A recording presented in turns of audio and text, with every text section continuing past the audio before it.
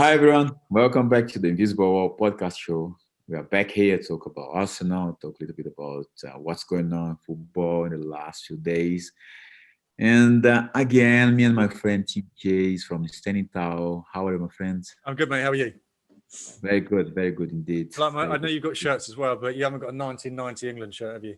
No, I don't have this one. I don't have this Although one. you have. Well, Go on. we I'm gonna after this podcast, I'm gonna have a look here my memorabilia if I got the England shirt when from 2002. I'm not gonna say the other things, but No, from because you know what happened.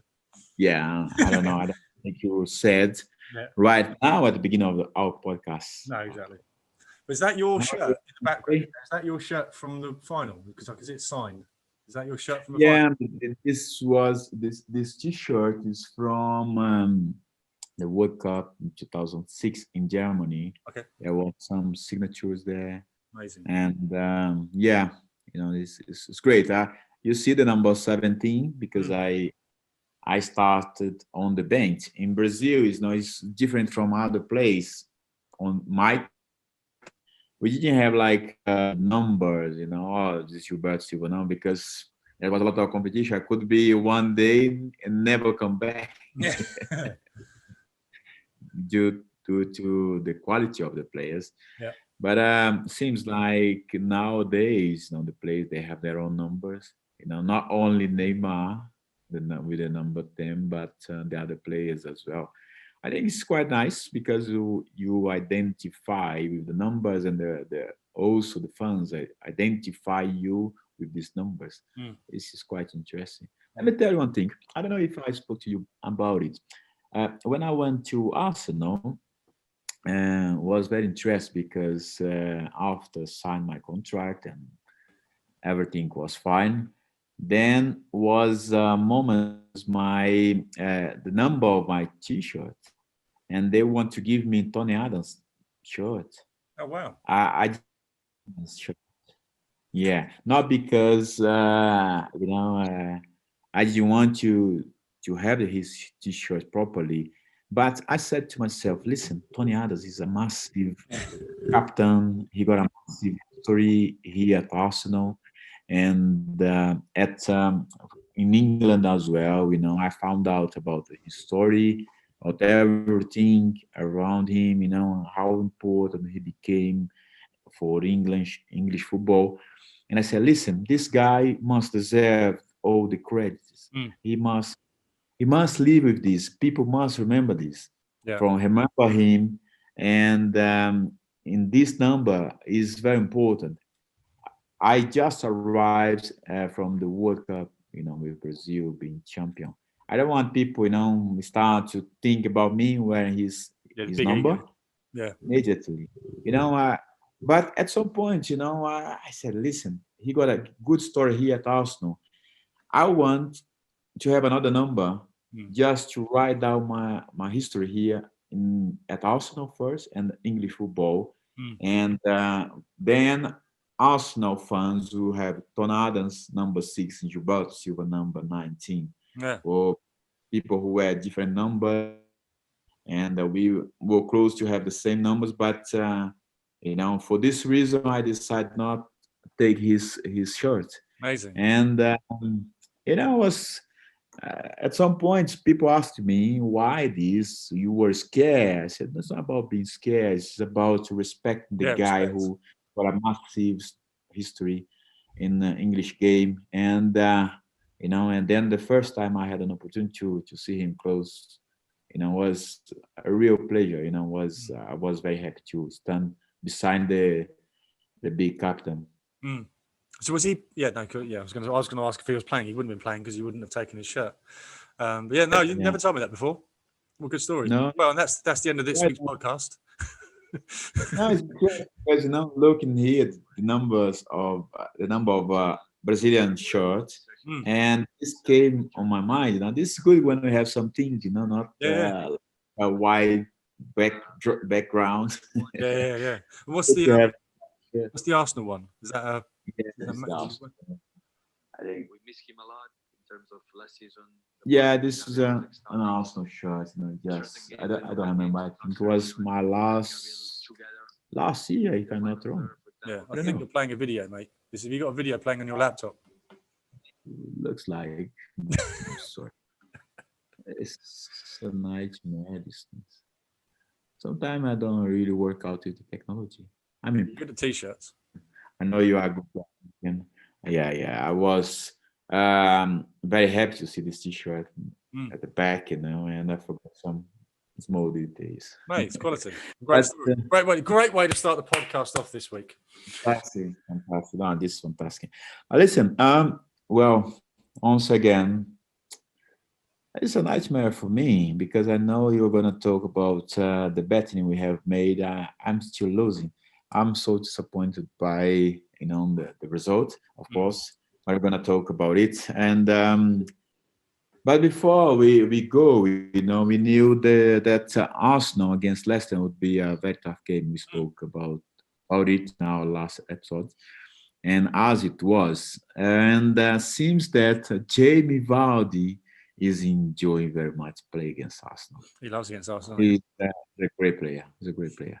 Mm. Um, yeah, this once again Arsenal, missed a few chances and important chance they could have won the game. They got a goal disallowed from, like I said, is quite controversial. Mm. VAR, and few Well, mate, people VAR, talk. you fucking hate VAR, don't you? No, listen, it's quite impossible to live nowadays in football without the technology. And I think the point was not exactly the VAR. The situation was uh, Shaka was close to Kasper Schmeichel. Right. I think this was the main decision Mm. about that situation because being close to the goalkeeper seems like the interpretation from the rules of the game is about the interference he can make and the goalkeeper to Well, he's save the active, ball. isn't he? He's Yeah, classed as being active by being close to Kasper Schmeichel. So even if he doesn't touch exactly. it, just because he's in his close to him, Kasper could be distracted by him, had his view of the ball opposed, so he couldn't see it. That's why he's considered, I think they call it active. Yeah, I think there just needs to be a bit more clarity in the whole VAR ruling because no one really knows where they are. I think everyone now, as a fan, you see a goal go in and then you celebrate a little bit and go, oh, no, is VAR going to take that goal away? It just takes away a bit of the passion of the game a little bit, I think. I think it's got to be there. I think you're absolutely right. You can't get away from not having VAR. But the way it's applied needs to be improved. But we talk about Yeah, I VAR think the every guy. week. Let's not do it this week. Yeah, I think So what should be. I don't know if people talk around, but probably everyone talk about it because there are referees explain the situation. Because for when you look at the first moment, uh, you may think, oh, Aubameyang didn't touch the ball. He pretends to, but he didn't touch the ball. In the moment Laka said had the ball, uh, Shaka was offside, mm-hmm. and but he did a very little movement now to skip away from the ball. Yeah. Probably this action creates all the problem and also change everything in the result. The game could be totally different because when they got the goals allowed, it was at the beginning of the game. And for sure, this got an impact on Arsenal's game, Arsenal players, and also for Leicester because they say, okay, it's still nil-nil. Let's stick to our strategy for this game.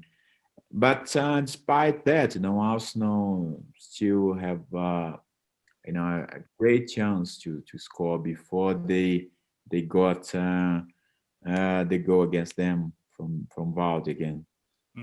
Yeah, no, I agree. So it looked like quite a close game.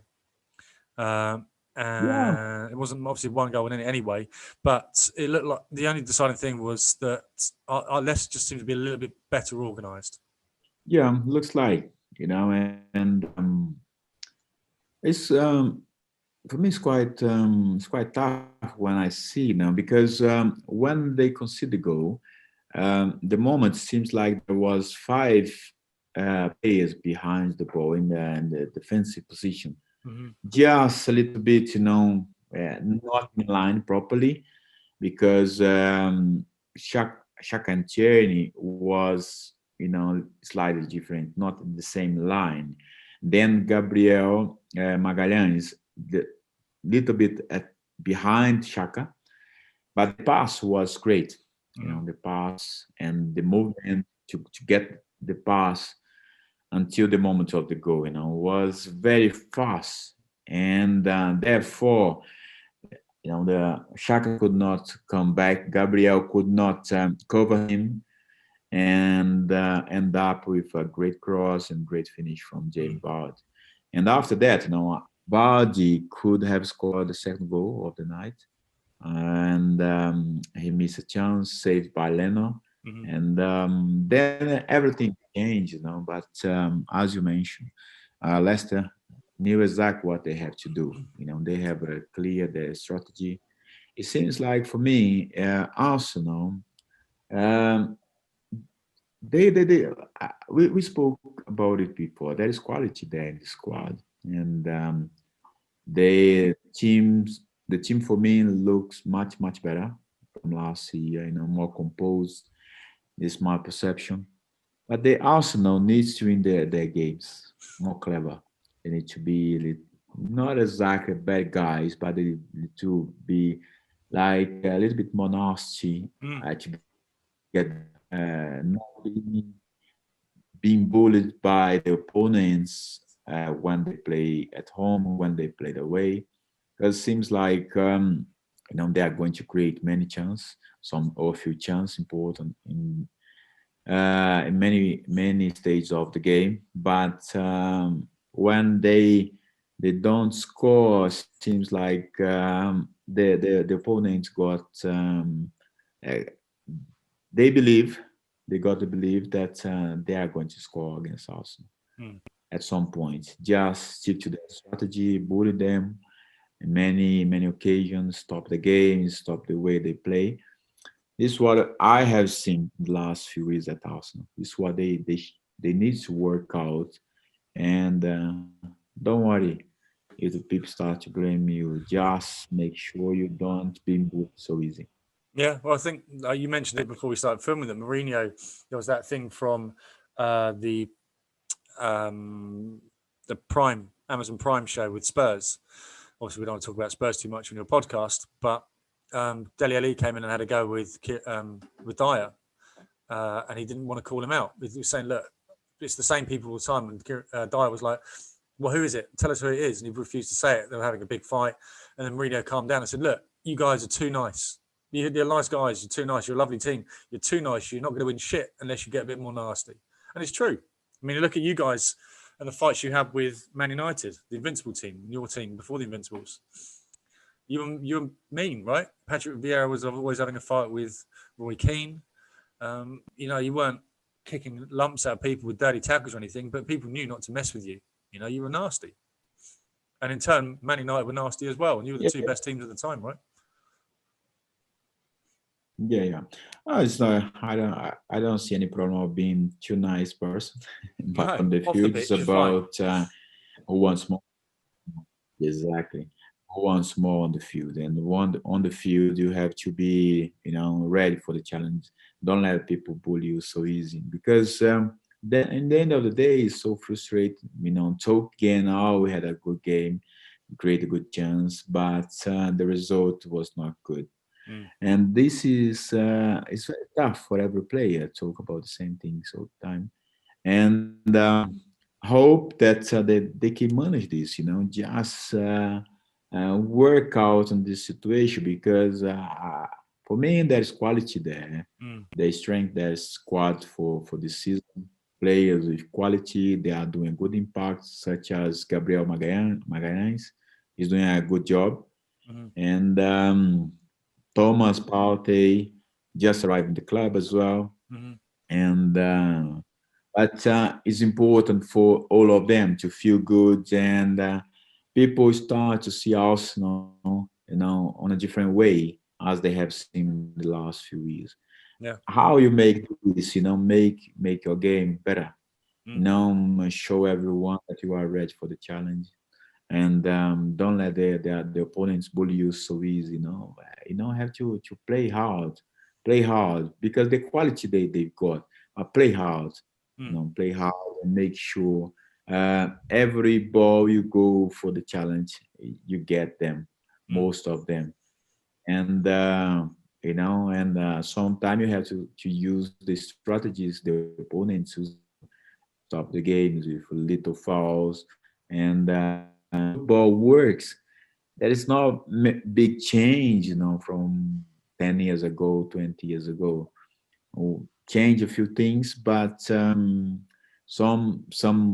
things remains the same. It's just what may change sometimes the communication, how you communicate to the players, Mhm. and as long they understand that, I'm sure they start to get the results, and the opponents you see them the change. Or Arsenal, we cannot go anytime there and bully them.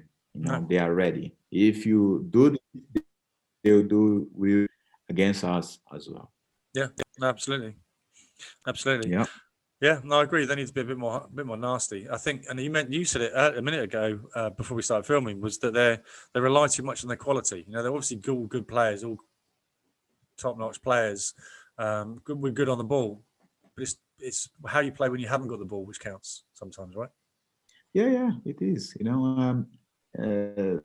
The curious things for me because, for example, people are now we start to put a little bit pressure on Aubameyang Mm-hmm. because last few games he haven't scored, but I'm sure he'll get there, and people cannot forget how important he is for the team, Mm-hmm. how good Oh, player absolutely. he is. But he needs somebody in the final third to give him the ball in the best place. Mm-hmm. He needs somebody to understand that he needs to get the ball most of the time because he's gonna lose. He's gonna try, he's gonna lose. But then he's gonna, maybe not work in the best maybe decisions, but suddenly he's gonna score. Or wait, somebody made a mistake. But this is a kind of guy must be fed with the balls. Mm-hmm. Give him the ball as much as you can. Guy who can create trouble for the opponent. Yeah. And I'm sure he's frustrated, for the strikers. Yeah. They get really upset when they don't score, for a few games. Their mood's not so good in the training session. Yeah. This is great. I like this attitude because if you feel happy because of that, does not make sense. It's important for them to feel this, how hard is when you not score for 1, 2, 3 games or even more. But you work and to create the opportunities for the next games.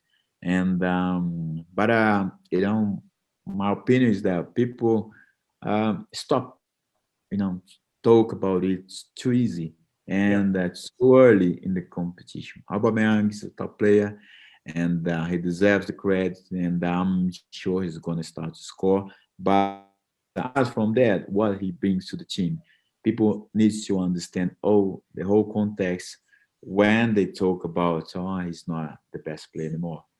Just calm down, Yeah. He doesn't become a bad player and overnight. you cannot be the best player one day, and the next day you are a bad player. No, it doesn't work like that, does Because- it? it's true. And it's talking to Arsenal signings, well, uh, Thomas Partey, he had his first starting Mm-hmm. against Leicester, Yep. and as we've been speaking last episodes, last few episodes, the importance of Arsenal sign a player in this position. Arsenal now has probably one of the best in his position in the world at the moment, in my opinion. And but unluckily for him, his first the start for him has not been so easy because he came on the last game against City, the team lost, Mhm. and this game he starts and the team lost to Leicester. But to be fair to Well, him, it's two of the tough teams in the Premier League. Well, maybe not Man City, but they are not the form. Man City aren't great because obviously down the bottom of the league. But Leicester aren't. It's two tough games to come on board with, and obviously Leicester and Man City both play at a fast pace. So I guess that might be kind of getting used to it. But like you say, it's good to see you started. for me, it was important for him to start. When a club sign a player like him, does not make sense just keeping him watching the games from the bench. It was important for him. The result was not so good, but I'm sure he must have enjoyed his first start for the club, and give him like they understand how the Premier League works, how the Arsenal team works, his teammates with to adapt to the new club, the new teammates, the style of the new players he's playing with, Mm-hmm. and for him to show up and put his strength out of on the field. Mm-hmm. And but as we all know, despite the fact of his ability, his quality, as everyone knows, it's not so easy. He started on a tough match. He came on against Manchester City. Now Mm-hmm. Guardiola desperate, to get the 3 points. Not only Guardiola, but his team. Yep. And now against Leicester, against a very organized team. Mm-hmm. It's amazing how they are playing and not having the best result. But it's important for him to understand how difficult Premier League is. Mm-hmm. Not he's not the only one. If he found a little bit difficult in the game, he's not the only one. No. Just need to show up that. But I'm sure as he keep playing, he is going to settle in the team and will give you know um, a very a good stability for Arsenal defenders for the next coming games. Mm-hmm. Yeah. So obviously, there's a comparison to be made here with him and you. People say that all the time, and you obviously said he's one of the best players in that position in the world at the moment. So when you first came to the UK, obviously we heard that they tried to give you Tony Adams' number, and you said no, you want your own one. But what did you find hard to deal with both on the pitch? What hard to get used to both on the pitch and off the pitch when you first came to Arsenal, first came to England? Oh, for me, and the speed of the game was quite hard for me to. Everyone says that, right? Yeah, the speed of the game was quite hard. The tempo here in Brazil was totally different, because would not be the same because of the hot weather we have here in Brazil. Yeah, you Would can't run be around like a nutters. a high tempo, but the tempo of the game was quite tough for me, and to get to the speed of the game and also the physicality Mm-hmm. was something very very tough. The game on that time when I came to Arsenal was very directly, long balls. Most of the clubs play long balls.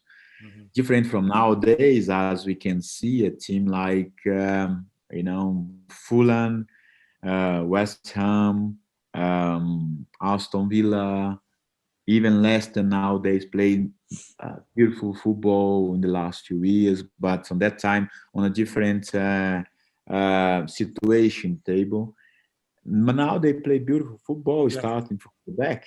Now on that time, the goalkeeper just kick the ball. You have to fight in the Run air, actually overtime. get the I like that. ball, and put the ball on the floor and start again.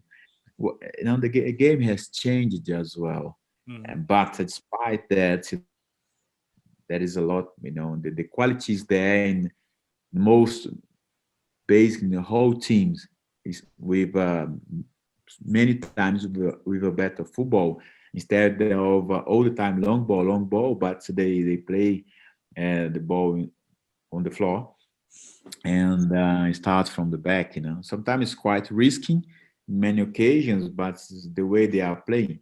But it's still a lot of challenge, and I'm sure Partey is fine at the beginning. A few difficult, but he's going to get there. He's going to adapt. And also for me, another aspect was not speak the language at the Mm. beginning. But I guess that I could read the game. I could understand exactly even though I didn't speak the language, on the field, understand the strategy for the game and where I had to be on the field, especially when I didn't have the ball. Position myself according to Patrick Vieira, Edu, or Mm-hmm. who else I was playing with in the middle of the park. I Mm-hmm. think this is important. When you understand that, you adapt a little bit faster. It's, of course, not so easy, but you have to make your adaptation faster as possible. Yeah. Otherwise, they bully you. They start to make question about your football. If it was the right decision to bring you or not to the team. Yeah. So, how was your first part of the season? How were your first few games? Do you remember? Do you think you did well? I'm not so sure if I did well. At least you're honest. Well, the first my debut was okay, against Liverpool. I Oh yeah, you scored scored. the winning goal of Man Utd. This was fantastic. Mm. But afterwards in the Premier League, it was quite tough. I remember after every match, I was destroyed. With the physicality of the game. Really? All the time jump to to try to get the ball in the air. The strikers and the midfielders, they were like giants. When I see some of the players, they look like some of them like the fighters like from MMA now. Yeah. We see on TV, Yeah. very strong, big guys. Very, and was quite tough to get. To adapt Yeah. at the beginning. I think the first 5 games was very tough for me. And then you have like the habit of playing in Brazil, playing possession. But because the Premier League, every game was very directly, I try most of the time, get the ball and pass to the right back, pass to the middle and get back and pass to the center back, put the ball on the other side, until a day when Alsen came to me and said, "Listen, it's all right, you are adapting here, but I want you to every time when you get the ball, try to play forward." Yeah. And I said, "Yeah, okay, it's fine." And I got his idea what he wants from me, and started doing it. And honestly, it was much better for my game. I understand I could, and then I started to improve my game for the team. Could Mm. help the team even more understand the concept of how to play, in this type of game, because this is how the Premier League was played on that time. You have Yeah. to understand exactly what the coach, the manager wants from you, Mm. and make things simple as possible for yourself on the field. If the manager wants this, why I would do differently from what he wants? Yeah. No way. Yeah. Well, I guess you're going from then rather than just breaking down the attack and assisting the defense, you're then turning that attack and the other team's attack to being able to counter attack much quicker. I guess that's what he was looking for, right? Yeah. No, because we delay the game. If you start to play ball on the side all the time on the side at the back and turn and then get the ball again instead of moving forward, and we don't progress with the ball forward. And the point for us, because of the quality players we've got, it's about to make them receive the ball to create an opportunity to score goals. If I start, just work in the possession, like running around with the ball is without creativity, without the put ball forward, we could not score goals. And at some point, by the way, the many clubs played on that time, you have like a long ball, they score a goal and finish. The game's Yeah. over. And that's why this advice from him was really important for me. And I was clever enough and understood that. Nice. Otherwise, Well, I now, may not future in next few games. No, exactly. Cool. That's a great. Another mate. You come up with some great stories this week. So on some more positive things. So the Gilberto Silva Player of the Week. Who's this week's Player of the Week? Interesting. The player of the week this week is Cherney. Yeah. Yeah. I think he's been Cherney. quite solid, isn't he? His effort is always 100%.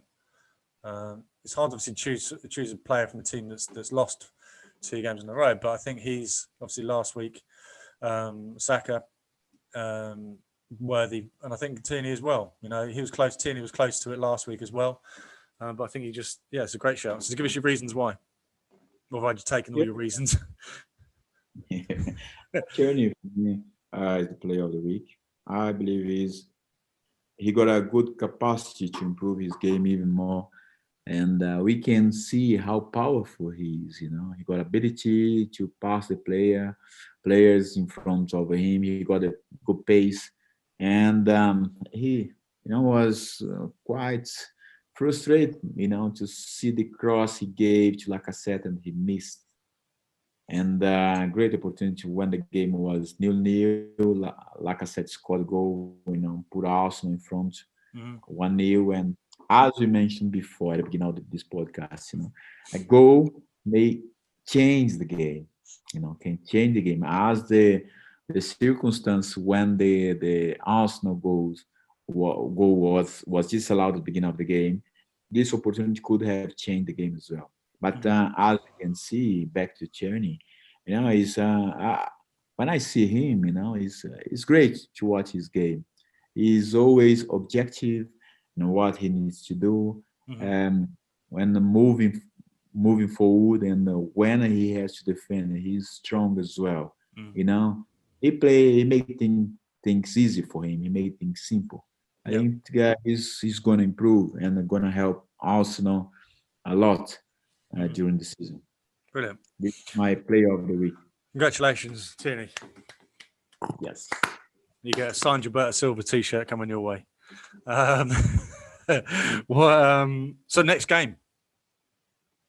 Well, next game for Arsenal will be a tough one again. They are in a sequence of tough games, and they got City away, then Leicester home, and now Manchester United. Boy. It will be a tough game again because in the other side, United needs to win the game to improve.